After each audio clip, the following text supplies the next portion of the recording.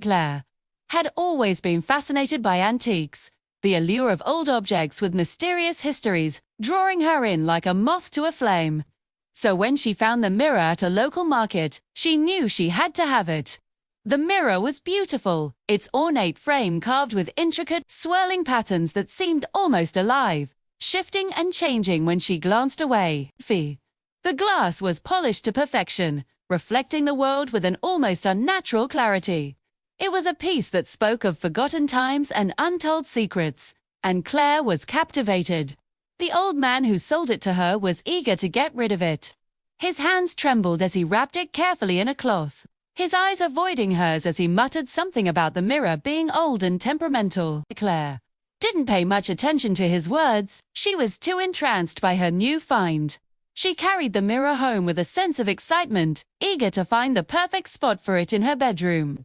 Once home, she hung the mirror on the wall opposite her bed, admiring how it caught the light and made her room feel larger, more mysterious. She stood in front of it, admiring her reflection, pleased with how the mirror seemed to enhance her features. But as she turned to leave, she thought she saw something move in the background, just a flicker, like a shadow passing quickly out of view.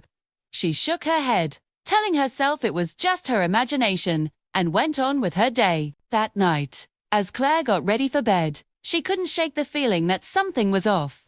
The mirror seemed to draw her attention, pulling her gaze towards it even when she tried to look away. She caught glimpses of things that shouldn't be there, dark shapes lurking in the corners of the room.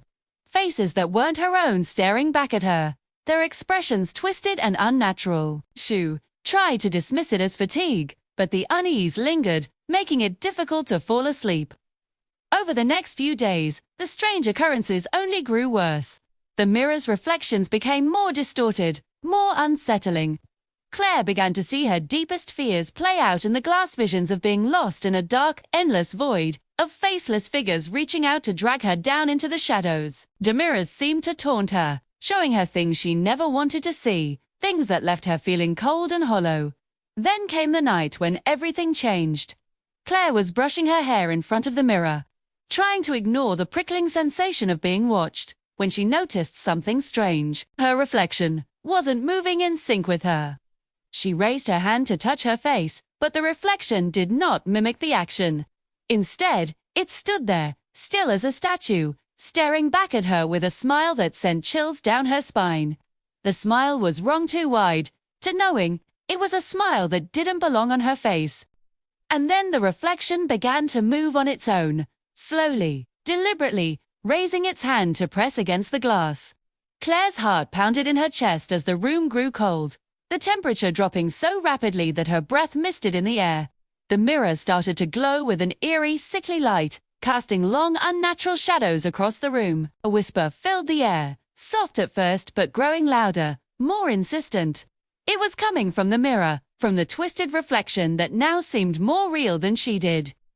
The voice was cold and malevolent, telling her that it wanted her soul. That it had been waiting for someone like her, someone who could be trapped, someone who could take its place. Claire tried to tear her gaze away, but she couldn't. The mirror held her, its pull irresistible. She felt herself being drawn closer, her body moving against her will. The reflection's hand pushed against the glass, and to her horror, it began to break through. The surface of the mirror rippling like water. There. The hand reached out, its fingers cold and solid as they wrapped around her wrist, pulling her towards the glass. She struggled, but the force was too strong. With a final, desperate scream, Claire was yanked into the mirror, her body passing through the glass as if it were a doorway. On the other side, she found herself in a twisted, nightmarish version of her bedroom. Too. The walls were dark and warped, the air thick with a suffocating sense of dread. Everything was wrong, distorted, as if she was seeing the world through a funhouse mirror. And there, standing on the other side of the glass, was her reflection only. It wasn't her anymore. It was the ghost, the malevolent spirit that had been trapped in the mirror for centuries, now free to walk in the real world, wearing her face.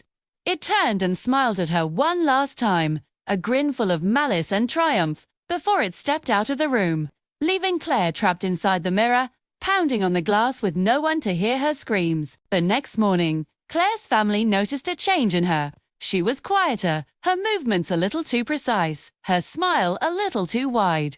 They dismissed it as fatigue or stress, never suspecting that the girl they saw was not their daughter, but a spirit that had taken her place. The haunted mirror remained in her room, its glass now dark and lifeless, waiting for the next unsuspecting soul to look into its depths and fall victim to the curse within.